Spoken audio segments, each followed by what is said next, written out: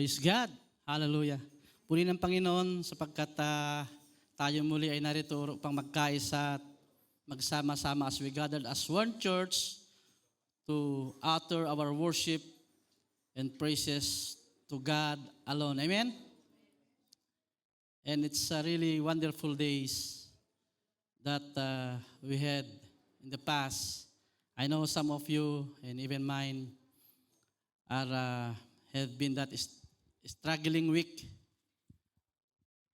Masakit nga yung likod ko eh. Back pain is attacking. But then again, God is the one who strengthens His children. Amen? And as we go straight forward, let's bow down and pray.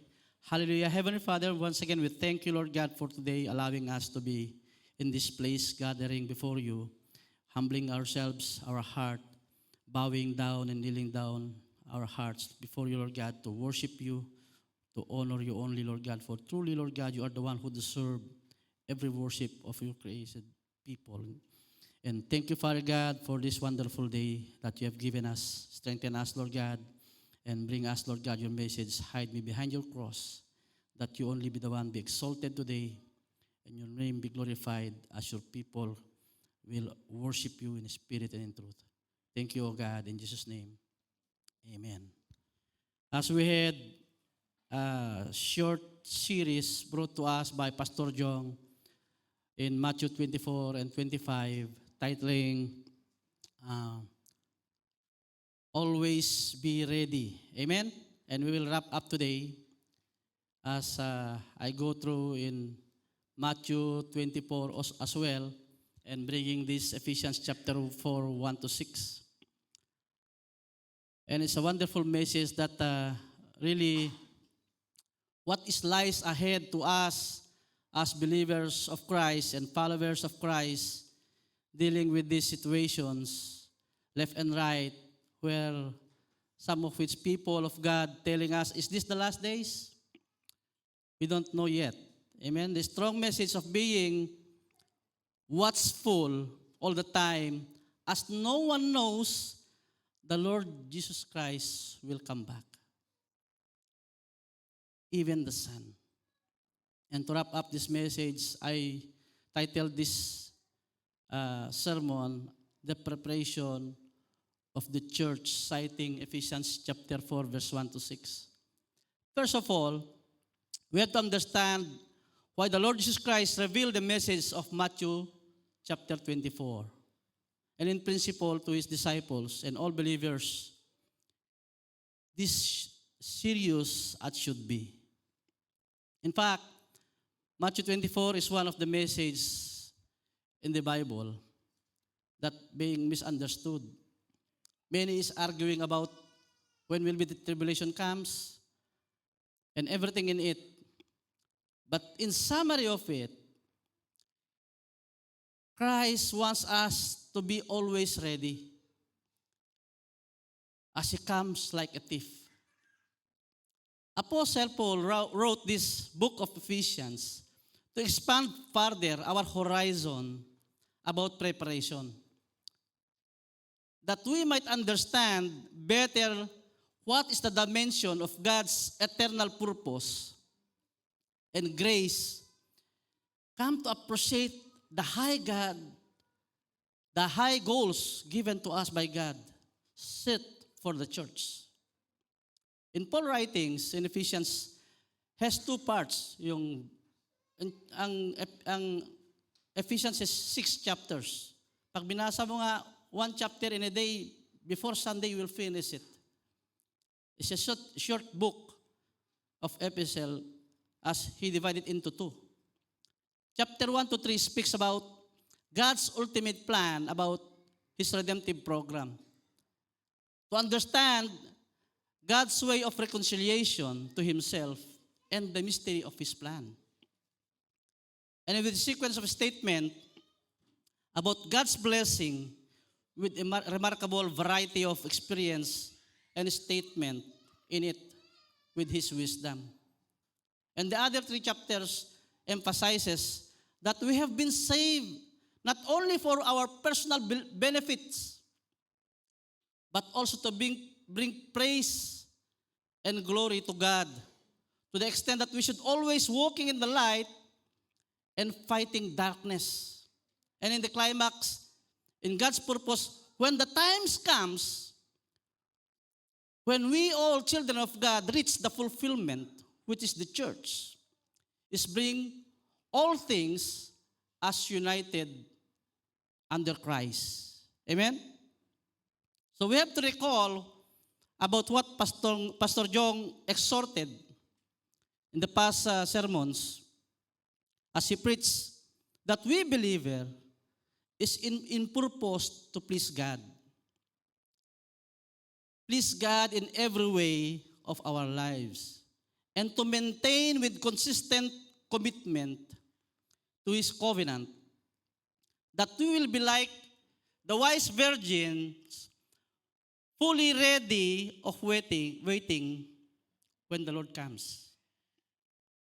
Sabi nga ni Paul sa chapter 3 of Ephesians, I, Paul, the prisoner of Christ, emphasizing deeper meaning of that before the Lord. A consistent follower of Christ in proclamation of His goodness. The one issue in principle, why this message has been written, because many members of the church today are becoming lukewarm, or shall we say, complacent. With their lifestyle here and there, we don't know what their priority in their lives is. As we go through in verse 1, sabi doon, as prisoner for the Lord, then I urge you to live a life worthy of the calling you have received. The word prisoner in this verse is not just pointing out about punishment, which is the worldview of have this written in the shirt of prisoner, yung malaking P sa likod at yung malaking small P dito sa harapan. We have to make it deeper understanding about that P. So we will be talking about many P in this sermon. You see, ironically, the symbolism of P in us as prisoner of God is a deeper understanding of process. I-flash mo nga bro yung sa picture. Ang hirap ko maghanap ng isang picture na isang tao lang yan, kaya marami ito eh. P. Okay? It's rather defined as process or being corrected. Kaya ang tawag ng iba ay correctional eh. You are being corrected. So, or P in Tagalog, pasakop. O, di ba? Ironic ba? Hinuli ka ng pulis, ano mangyayari? You surrender. Taas mo yung buong kamay mo, dalawa. I surrender. Sumuko na ako. Same thing with God. Because when God tells us to submit and surrender ourselves before the Lord, implies that we were at rebellion against Him. Because He said, whoever is not with me is against me. In Matthew 12:30. Pag hindi ka sa akin, ay kaaway kita. Amen? So when we say submit, ano mangyayari? You are surrendering all of you.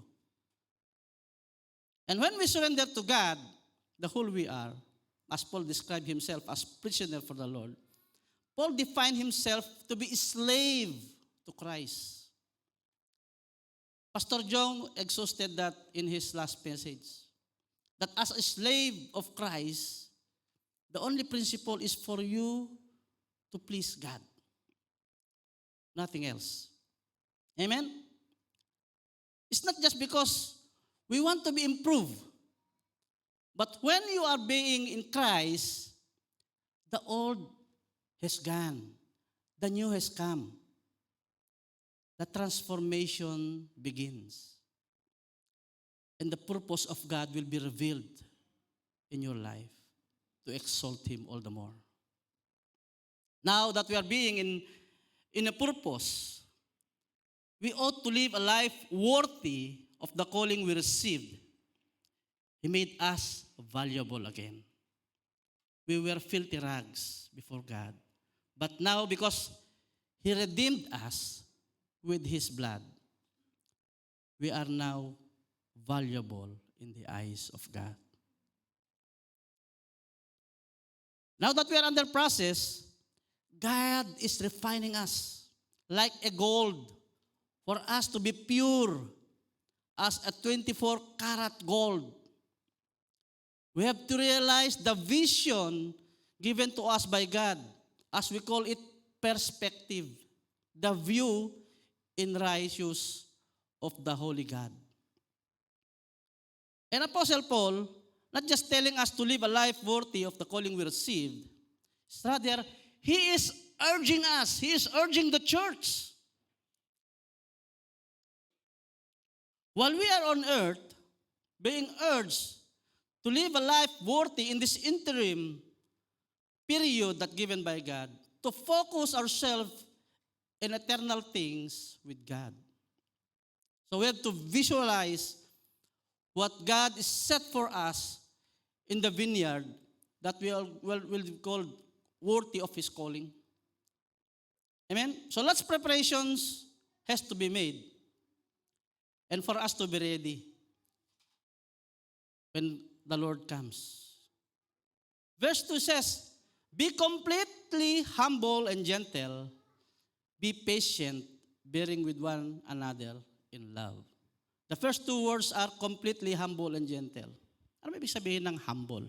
Ito ba yung nagkikimi ka sa likod na, ay, hindi ko kaya yan. Kayo na lang, mahina ako. No. In fact, that become a complacency, claiming yourself humble, is you are putting yourself in a situation na parang nagmamalaki ka nga actually. Matthew 26, verse 33 says, when Jesus Christ told to Peter, ipapako ako sa krus. Someone will betray you, will betray me. Ano sagot ni Peter? Even if all fall away on account of you, I never will. Taasan niya sinasabi yun eh.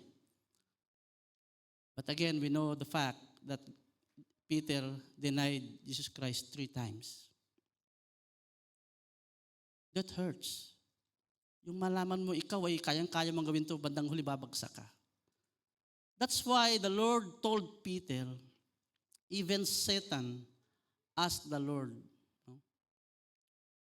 to sift Peter. Sabi nga ni Pastor kahit nabasa natin sa Biblia, di ba? Even Satan is asking each one of us to be sift. That's why he asked Peter to pray for you to be steadfast and not to be deceived. The Lord taught him the hard way. When he realized that, he cried bitterly. Masakit pala, malaman na ikaw ay hindi humble as you thought. Being humble and gentle in biblical principle is, when you see the picture of two person praying, ang sabi ng isa, Lord, thank you dahil hindi ako yung katulad ng isang ito na makasalanan. Mapayapa ako, ito and so. But the other one is banging his heart, telling to God, forgive me. I am not worthy. That's humbleness.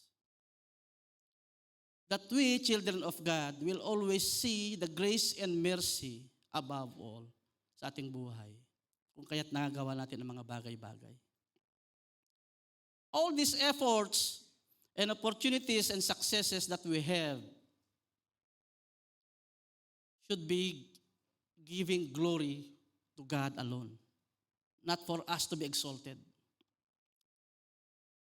Pag niyakap mo yung ating mga nakakamtan ngayon, all the achievements that we have, it become an idolatry na kung saan you will set apart your attention before the Lord. That's why we should be prompt. Sabi nga ng Panginoon, di ba? That there will be time that even the elect will be deceived. Successes, wealthy, or any personal gain on earth will lead us to idolatry. Instead, we have to develop our mindset of what the Lord Jesus Christ is teaching us. To love people and bear with love to one another. Serve His people and develop characters toward His will. Ang sabi ba doon, be patient, bearing with one another in love. So another P, patience. Hindi ito yung biskwit na pasensya. Patience. Patience is not just waiting long period of time, but with lots of character. In connection to Matthew chapter 24, the Lord Jesus Christ Himself wants to have another P for these believers, followers, we, followers of Christ, should be persevere. In verse 4, He said, watch out that no one deceive you, for many will come in my name claiming I am the Messiah, and will deceive many. You will hear of wars and rumors of wars, but see to it that you are not alarmed. Such things must happen, but the end is still to come. Nation will rise against nation, and kingdom against kingdom. There will be famine and earthquakes in various places. All these are the beginning of birth pains. It is therefore a big preparation while living on earth, worthy lifestyle of our calling. You see, like a pregnant woman, 9 na buwan. Kaya nga sabi ko nga sa mga nagka-Kairos, 9 na linggo lang yan. Yung mga nanay natin, 9 na buwan tayong iningatan. Tayo 9 na linggo lang. So you have to be ready. Kailangan natin paghandaan. Ang nanay, pinaghahandaan niya, 6 months pa lang siya. Ngayon, we just finished in Kairos chapter 6, di ba? Magsa-chapter 7. Second trimester. Di ba? Ang tawag natin sa 6 months old, second trimester. Bumibili ka na ng kuna niyan, bumibili ka na ng damit, at meron ka ng gender revelation na tinatawag. Ngayong panahon natin. Nung araw, wala eh. So in even verse 9 to 11, it says, then you will be handed over to be persecuted and put to death. And you will be hated by all nations because of me. And the time many will turn away from the faith and will betray and hate each other, and many false prophets will appear and deceive many people. Another prayer implies by Matthew 24. Protection. Kaya tayo winawarningan ng Panginoon for us to protect ourselves. God is protecting us.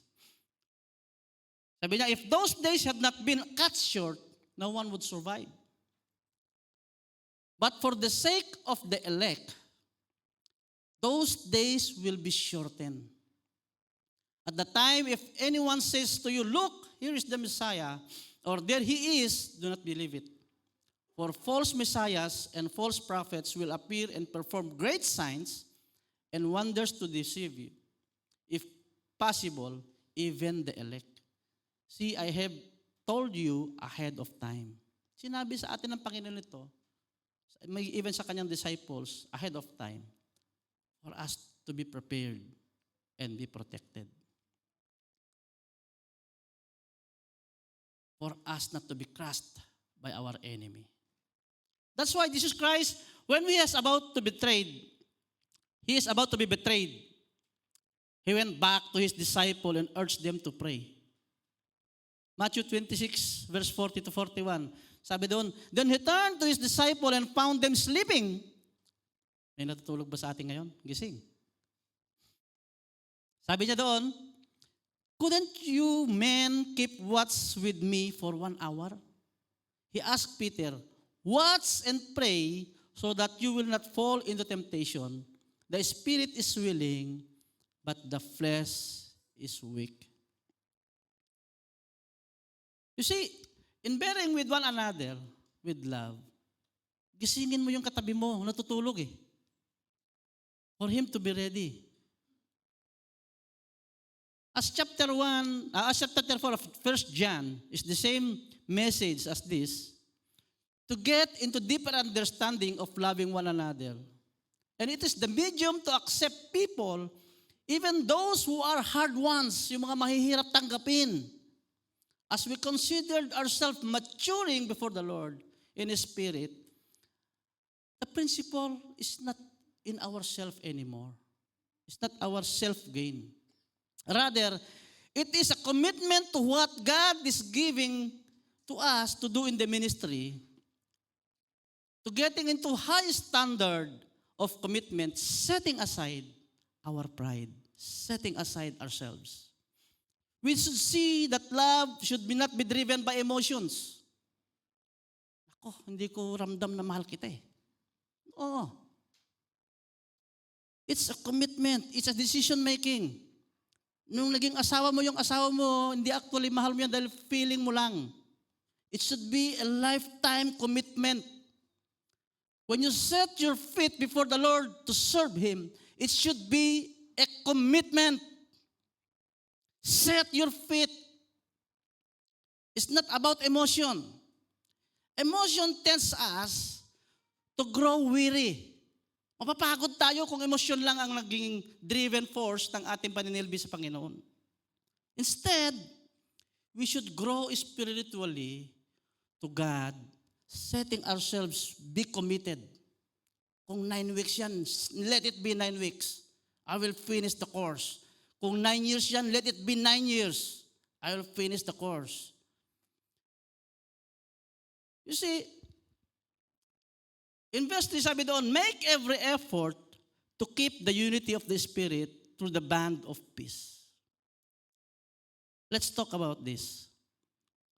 The fact that we are one in one body, we should be all united in one accord in Christ Jesus. Iisa ang ating layunin. Setting our priority in God as He is the only number one sa ating priority. When people telling us, pasensya ka na bro, busy ako eh. Hindi kita mabibigyan ng time. I cannot go to church. Pasensya ka na, I could not even set a prayer kasi ang dami kong ginagawa sa opisina. See, a fellowship like this is actually too important that we should set aside something minor of ours and make this a priority. Amen? God is probably not their priority. When you are telling yourself you are busy not to go to church and not to pray and not to read the Bible, it means that your God, my God, is not your priority. One of the greatest factors in unity is bonding with love. Pag-ibig at kapayapaan. Bonding with peace. Another P, peace. Hindi ito yung peace sa Bisaya, yung peace pandikit, peace na isda, peace. Alala na niya naman yung joke ni ang pangalan ng stand comedian na peace. Sabi diyan sa John chapter 14 verse 27. Sabi doon, peace I live with you, my peace I give you.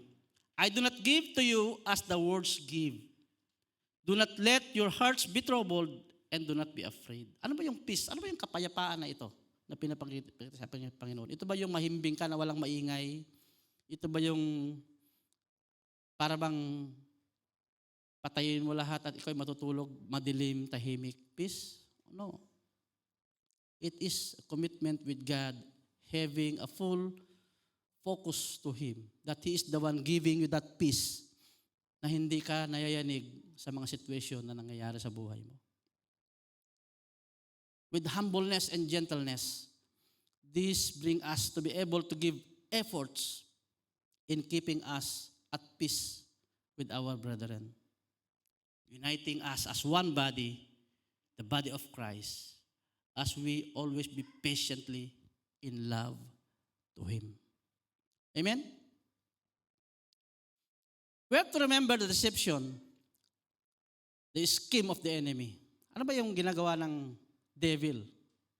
Kaya nga sinasabi ko lagi sa aking last time na nag-preach ako din, sabi ko, you have to study your enemy.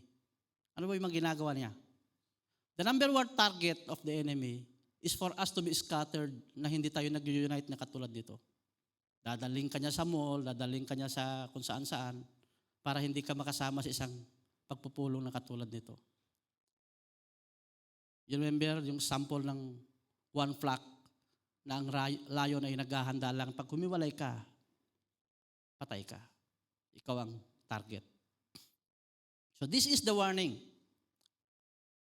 Kaya nga, ulitin ko, in Luke 11:23, whoever is not with me is against me, and whoever does not gather with me scatters. When we are not gathered like this, because of God, we are being scattered. Kaya anong umaatake sa inyo? Sa akin. Kapag yung umaatake ang Panginoon ng kaaway, anong ginagawa niya? Kata.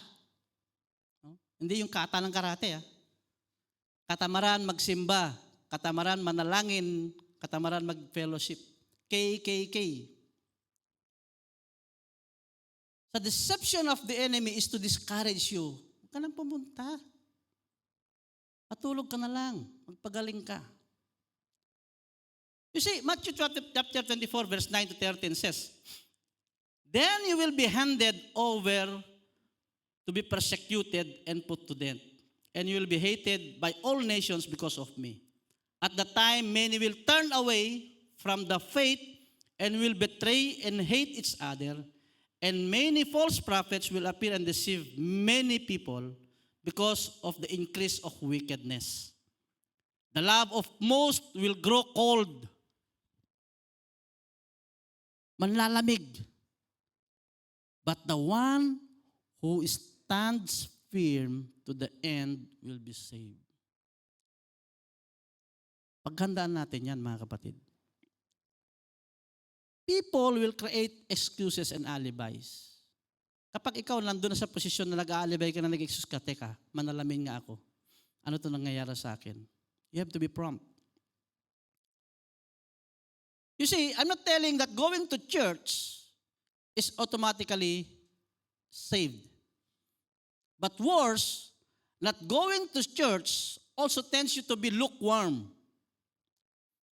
Susunod niyan, tatamarin ka hanggang sa hindi ka na pupunta. Hanggang sa buong buhay mo, okay na sa'yo na hindi pupunta. Katulad nung nasa kawali na palaka, di ba? Ay, masarap dito Lukewarm. Hindi niya alam, niluluto na siya. So as believers, make every effort to serve God and serve Him only. Not be segue of anything of this world. Bibigyan ka ng ticket, libre, 3 nights, tumaon ng weekdays, tapos ka. There is one body and one spirit. Verse 4. Just as you were called, no one hope when you were called. To one hope when you were called. There is one body and one spirit, just as you were called to one hope when you were called. So we have to see that we are in common goal. Last Sunday nga, meron kaming bisita Ang tawag sa kanyang church na pinanggalingan, every nation. Tayo naman all nation. Magpinsan, di ba? Magkapatid. Isa naman na layunin. See, the true church, the body of Christ, has common denominator. To make us one body and one spirit with one hope that the Lord Jesus Christ is the center of it all. So, Jesus Christ, the Lord, will come again, and all the promises written in the Bible will come to be realized in His second coming. At ang promise doon, and we see the glory of the man will be revealed to us, as we read chapter 24 of Matthew in verse 30. Then will appear the sign of the Son of Man in heaven. And then all the peoples of the earth will mourn when they see the Son of Man coming on the clouds of heaven with power and great glory. And he will send his angels with a loud trumpet call, and they will gather his elect from the four winds, from one end of the heavens to the other. So in verse 5, so we have one Lord, one faith, and one baptism. Dito pa lang, nagtatalo-talo na tayo. When they say unity, unity is one. Isa lang. We have one Lord, one faith in Him with one baptism. Baptism will not make you save outright. So, yun ang mga ibang principle eh. Dapat mabaptize ka para ma-save ka. Somewhat wrong doctrine. Rather, before you were baptized, redemption has been done. Nung nagkaroon ka ng relasyon sa iyong Panginoong Yesus. Because if you tell me that it is prerequisite for you to be baptized to go to heaven, explain to me the other guy in a cross telling, Lord, remember me when you are in heaven. Ang sabi niya doon, today, you will be with me in paradise. May nakita nga akong post, sabi niya, when I will be died, I will look at this person. Can you explain to me why you didn't even attend Bible study? You didn't even see the baptism and everything. That is the mystery of God that we cannot comprehend today. But again, it is God's who gather His elect. Amen? See, the act of baptism is a powerful symbolism of His death, His burial, and His resurrection. The Lord Jesus Christ is the one symbolizes this, and He Himself demonstrate when he were baptized by John the Baptist. It is about immersion in the water, which represent His death and His burial. And as you were raised out of water, it symbolizes resurrection of the Lord Jesus Christ. And the new life has come. The identity of you, if you are proclaiming that you and me are with the Lord. Another word is, you are being soaked. Nababad ka kay Jesus. You are being soaked with Jesus. So that we will be founded in one faith with Him, as He is the only hope that we have, the Lord Jesus Christ. We don't have any alternatives. So all nations will be gathered to Him alone. Every nation, all nation, every tongue, every knee will confess. Whatever ethnicity that you belong, Tagalog ka man, Bisaya, Ilocano, Indian. You see? He will gather all this. Kaya, while on earth and serving God, you make yourself be in the opportunity to come and serve Him. Make every effort to study people surrounding us, knowing their backgrounds, for you to easily penetrate and tell them the gospel. That's why we have this Sunday LRPs. And even the one who facilitate in front is telling us what is the background of this. Ano yung kanilang kabuhayan, ano yung kanilang kinalakhan, ano yung kanilang bunga, ano yung kanilang pinanggagalingan. How heavy they rooted them in their belief that you should be turn it upside down for them to realize that they need Jesus Christ in their lives. Even Indians, sa dami ng kanilang pinagpapanalanginan, iba-iba. Trivia, ano ba ang lengguwahe ng India? Alam niyo bakit hindi? Kasi ang oo nila ganun eh. Hindi. Oo sa atin, hindi. You see, na-realize ko yung pampira. Ayun ko lang na-realize na yung hindi pala nila oo rin eh. So you have to study, even your colleagues in your offices. Ano yung kanilang pinanggagalingan?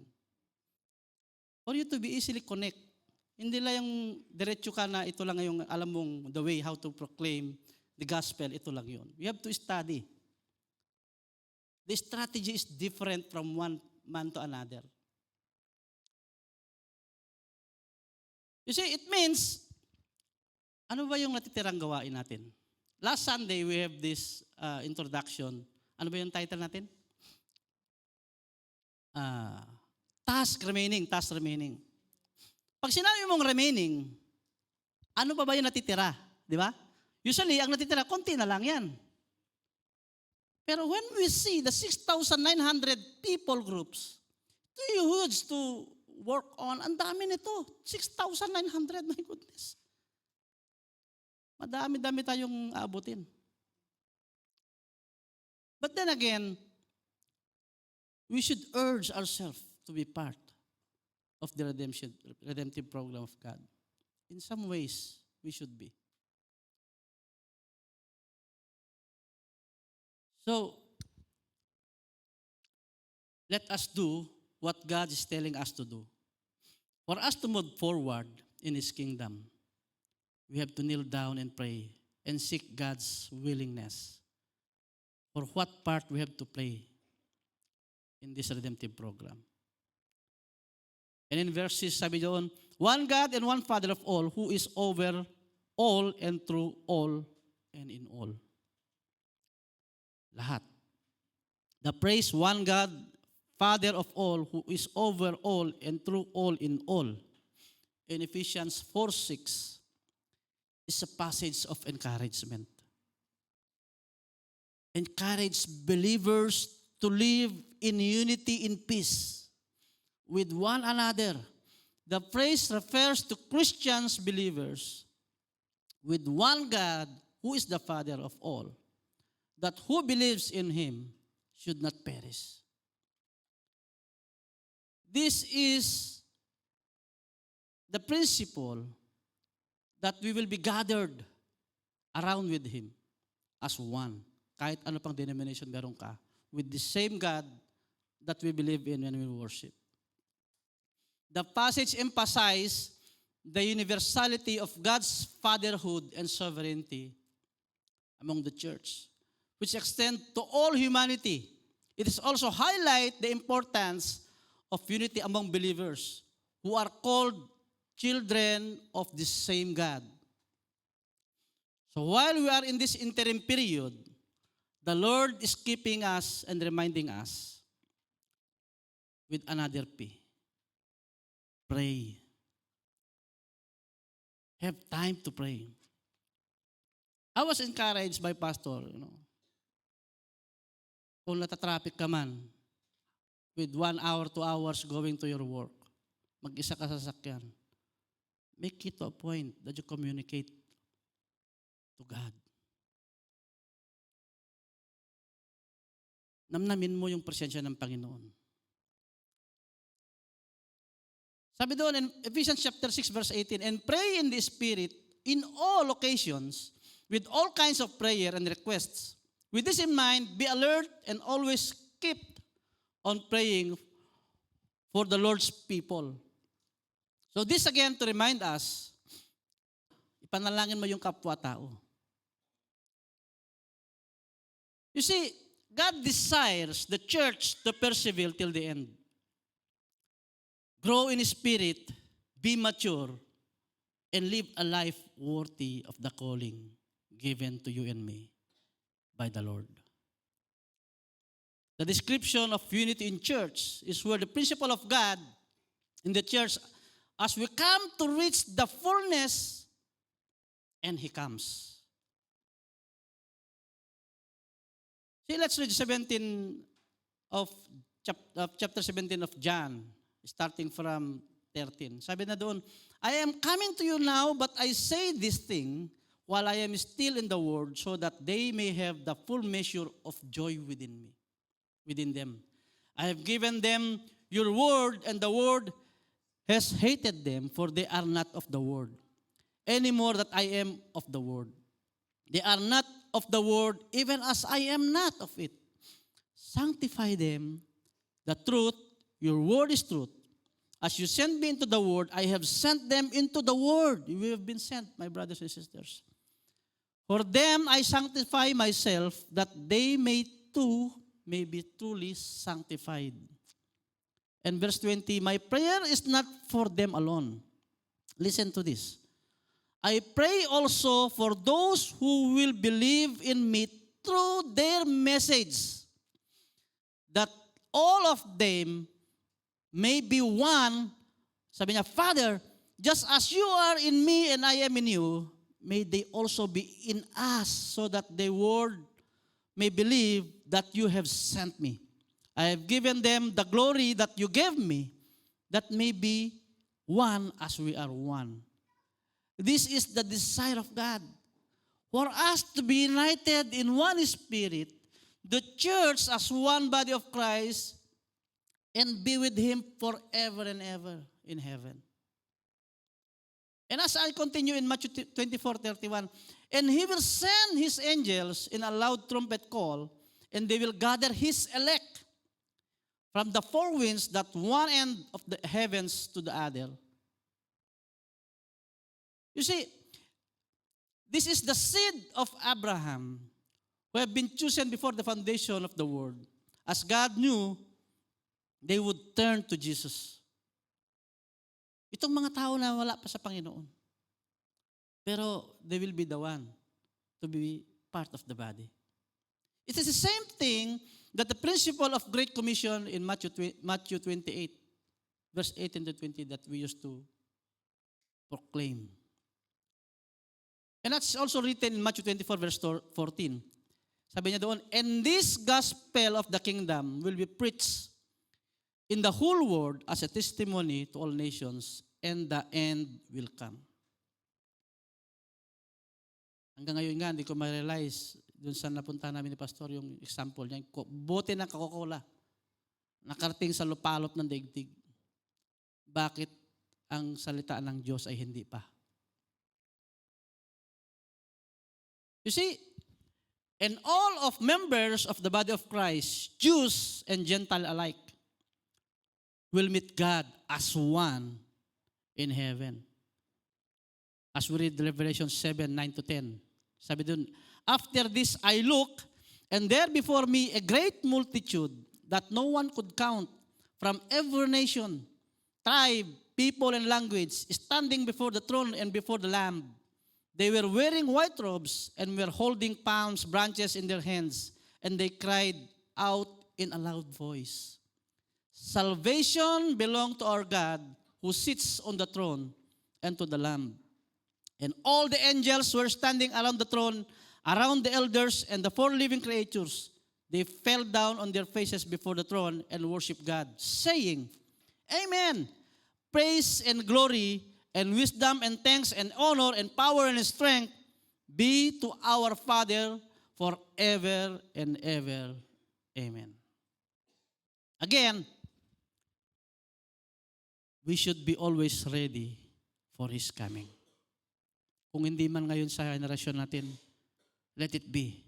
But again, the message is always be ready.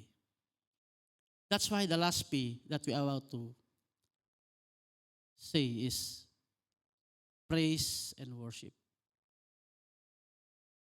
People will be gathered before God, praising Him, saying, katulad ng kinanta natin kanina, Holy, holy, holy, the Lord God Almighty. Can you not imagine that? We will be all gathering in one accord and uttering our worship in the same tune, saying, Holy, holy, holy. Worthy is the Lord Almighty. My brothers and sisters, we are all made to worship God. And that brings us in a big preparation while on earth.